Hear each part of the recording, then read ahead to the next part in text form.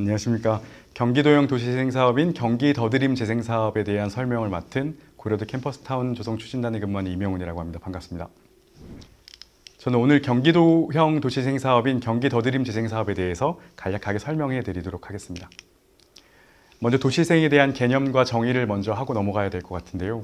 도시재생이란 많은 분들이 알고 계시겠지만 인구의 감소, 그리고 산업구조의 변화, 도시 공간의 노후화 등으로 인해 쇠퇴하는 도시를 지역 역량 강화, 그리고 새로운 기능 도입과 창출, 지역 자원의 활용 등을 통해 경제, 사회, 물리, 환경적으로 활성화시키는 것들을 의미합니다.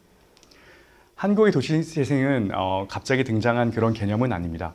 도시활력 회복을 위한 도시관리 패러다임이 전환된 걸 도시재생이라고 보시면 좋을 것 같은데요. 인구 90%가 도시라는 공간에 살고 있는 우리나라에서는 다양한 도시 문제가 생겨나게 됩니다. 여기 보시는 것처럼 저성장, 인구 감소, 고령화 이런 사이에 우리가 살고 있는데 이런 도시 문제에 기인해가지고 도시재생이라는 개념이 생겨나게 됐습니다.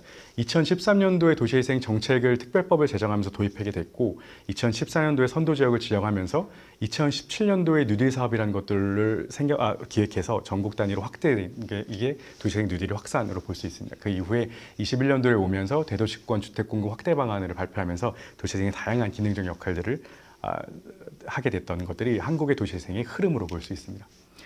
이런 흐름에 통틀어서 전국 도시재생 사업이 약 591곳에서 추진이 되고 있습니다.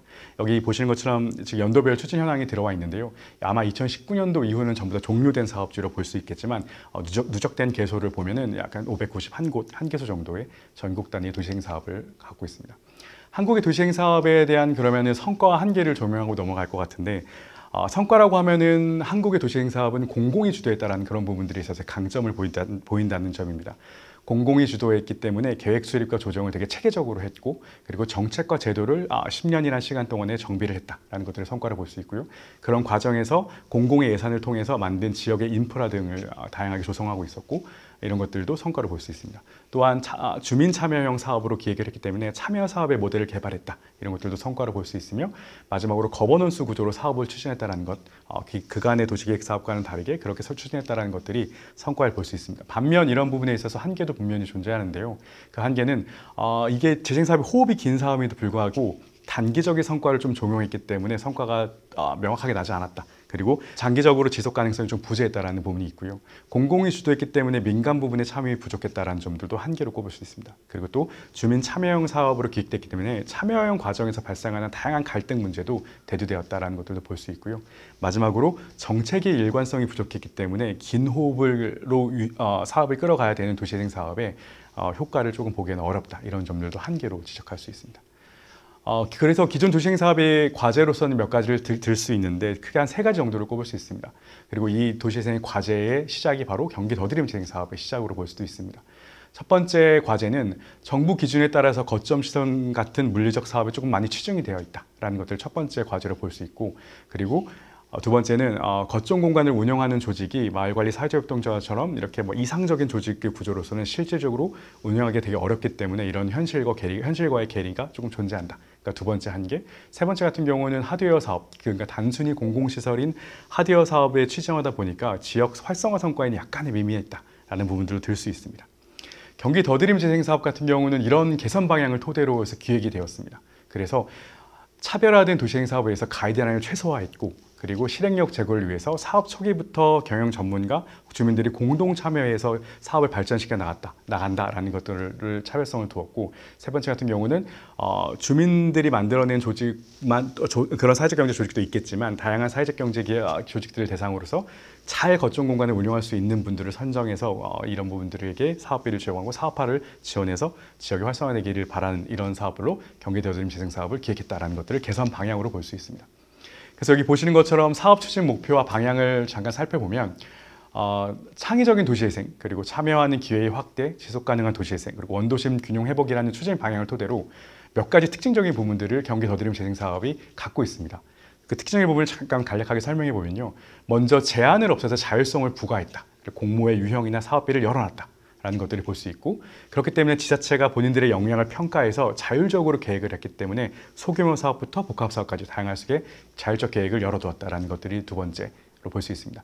세 번째 같은 경우는 다양한 아이디어를 실험하고 사업화될 수 있도록 참여 기회를 부과했다는 것들을 들 수 있고요. 네 번째 같은 경우는 사업 여건에 따라서 필요한 단계별 사업을 지원하겠다라는 것들을 볼 수 있습니다. 또한 마지막으로는 이 경기 더드림 재생 사업뿐만 아니라 중앙 정부가 가지고 있는 지자체 사업과 연계해서 사업의 파급력을 제고하겠다는 것들을 경기 더드림 재생 사업의 사업 추진 방향 목표로 들 수 있습니다. 물론 이렇게 경기 더드림 사업도 사업의 단계를 구분해 놓긴 했습니다. 기반 구축 단계, 사업 추진 단계, 지속 운영 단계를 구분하긴 했습니다. 뒤에 뒷장에 보시면 조금 단계별을 조금 더 해놨는데요. 사업 기반 구축 단계 같은 경우는 소규모 사업들을 실행해 볼 수 있는 것, 그리고 사업 추진 단계 같은 경우는 토지와 그리고 부지 같은 것들도 혹은 뭔가 지역의 역량도 다 준비되어 있으면 본격적으로 사업을 추진하는 단계, 그리고 지속 운영 같은 단계는 전부 재생 사업이 끝난 이후에 지속적으로 운영할 수 있는데 약간의 지원이 필요한 단계, 이렇게 세 가지 단계를 선정해 놨고요. 앞서 설명드린 것처럼 모든 단계들의 진출입을 되게 자유롭게 열어놨다는 것들입니다. 그래서 지자체가 본인들 지자체의 역량을 평가해서 우리 지역은 기반구축 단계로 들어갈 정도 수준이 돼. 그러면 기반구축 단계를 들어와서 성과 분석과 평가를 통해서 다음 단계로 갈지 아니면 혹은 사업을 종료할지 이런 흐름들을 전체적인 프레임 안에서 녹여내서 지역 역량에 맞는 단계를 선택하여 공모할 수 있고, 단계별 사업 성과 분석한 이후에 다음 단계 사업으로 갈지 사업을 종료할지를 자율적으로 결정할 수 있는 것, 그런 것들을 열어놨습니다. 또한 모든 단계의 사업 기관들도 자율적으로 지자체가 규정해서 들어올 수 있게 열어놨다는 것들이 경기도 더드림 사업의 가장 큰 특징적으로 볼 수 있습니다. 이렇게 해서 2023년도에 사업 기반구축 단계 7개소, 사업추진 단계에서 3개소, 지속운영 단계 1개소 이렇게 선정을 했고요. 2024년도에는 기반구축 단계에서 5개소, 사업추진 단계 2개소 이렇게 해서 선정을 했는데, 아마 2023년도에 선정된 팀들은 2023년 지금 되게 활발하게 지역에서 사업을 추진하고 있을 예정이고요.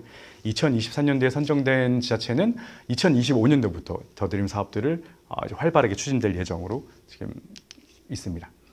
이런 경기 더드림 사업이 갖고 있는 가장 특징적인 부분들은 바로 이 실험 사업이라는 것에 있습니다. 이 실험 사업 같은 경우 실험 사업이 어떤 거냐라는 것도 잠깐 정의해 보면, 지역에서 도시재생을 위해서 전략이나 아이디어를 소규모로 먼저 시도해 보는 것, 이걸 실험 사업이라고 규정을 합니다.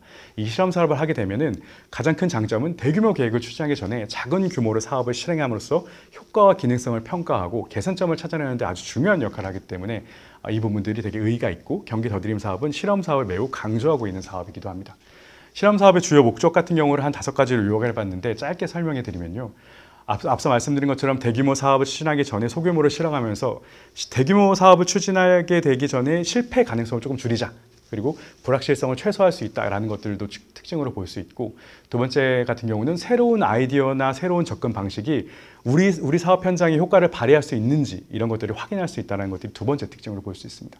세 번째 같은 경우는 더 큰 범위의 사업으로 확대하거나 수정할 때 실험 여부의 성공에 따라서 어떤 피드백을 받을 수 있는지에 대한 것들을 반영할 수 있다라는 것들도 들 수 있고요. 네 번째 같은 경우는 실험 사업을 통해서 다양한 이해관계자들의 참여를 유도하고, 그리고 이들의 피드백을 반영해서 사업에 일을 할 수 있겠다는 것들도 네 번째입니다. 다섯 번째 같은 경우는 그래서 더 나은 방향으로 모색하는 과정에서 창의적이고 혁신적인 접근, 그리고 새로운 아이디어를 실험할 수 있다는 것들이 실험 사업의 가장 특징으로 볼 수 있습니다. 이렇게 정의로만 설명드리기엔 되게 애매해서 제가 4가지 사례를 간단하게 설명해 드릴 텐데요. 첫 번째 실험 사업의 예시로는 수유 수제 맥주 프로젝트 협동조합에 대한 이야기입니다. 여기 같은 경우는 지역 주민 5명이 모여서 아빠들의 수다라는 소모임으로 주민 공모 사업을 해서 5년 동안 우리 지역 안에서 어떤 것들이 될까라는 것들에서 맥주를 먼저 만들어 봤고, 실제로 맥주를 만드는 것들을 계속 디벨롭하다 보니 현재는 여기 빨래골 생화물자 공작소라는 지역사회 앵커 시설 안에 수유 맥주 협동조합을 만들어서 이렇게 수유 맥주를 판매할 수 있는 이런 사업들을 운영했다라는 것을 첫 번째 사례로 들 수 있습니다. 여기에서의 실험 사업은 바로 맥주를 먼저 주민 공모 사업으로 만들어 봤다라는 부분을 실험 사업으로 볼 수 있겠죠. 두 번째 실험 사업의 예시로 가져왔는데요. 여기 같은 경우는 청주 와우 마을관리 사회적협동조합의 와우 호떡 사례입니다.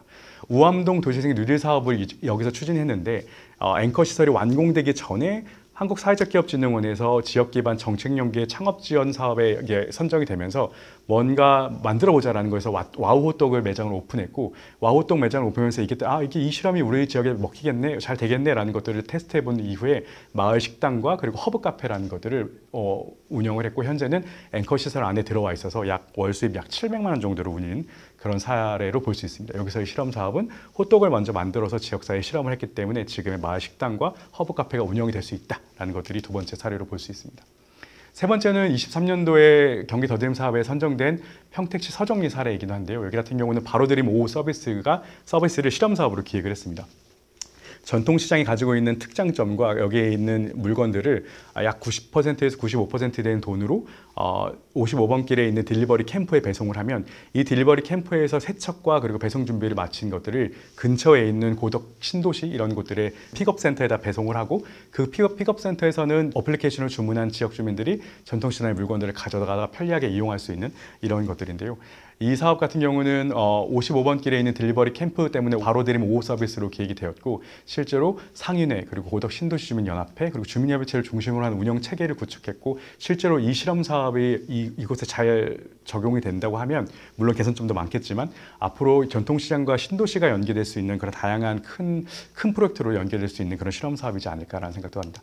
마지막 네 번째 사례는요. 안양시 안양사동 24년도 경기 더드림 재생 사업에 선정된 지역인데 여기 같은 경우는 상점 브랜딩과 팝업 센터 운영 사례입니다. 지역 내 안양시 같은 경우는 안양중앙시장의 빈점포가 조금 문제가 돼서 지역 내에 약 20여 명의 20개 팀, 20여 명의 청년 협동조합들이 모아서 이분들이 협동조합을 만들었고 이들과 기존 상인회와 결합을 해서 청년 랩이라는 것들을 조직해서 상점별 BI를 공동으로 개발했고 매번 팝업 스토어를 주제별로 운영할 수 있는 이런 것들을 했는데요. 그동안의 청년몰이나 청년시장이 가지고 있는 것들의 개선점을 가지고 왔기 때문에 앞으로도 이 실험 사업을 통해서 안양중앙시장이 어떻게 변모할 수 있을지 귀추가 주목되는 네 번째 실험 사업의 예시입니다. 마지막으로 제가 홍보하고 넘어갈 부분들은 하나가 있는데요. 경기 더드림 사업이 경진대회를 기획해서 운영하고 있습니다. 경진대회는 앞서 설명드린 실험 사업에 대한 부분들인데요. 주민 참여 사업 부분과 대학생 아이디어 부분으로 나뉘어져 있습니다. 우리 지역에 어떤 실험 사업을 하면은 대규모 프로젝트로 연결될 수도 있고 지역이 다시 활성화될 수 있을까에 대한 아이디어를 받겠다라는 내용인데요.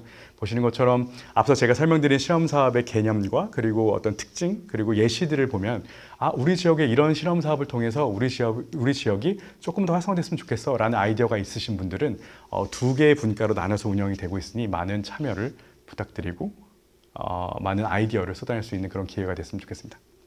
이상으로 경기 더드림 재생 사업에 대한 설명을 마치도록 하겠습니다. 감사합니다.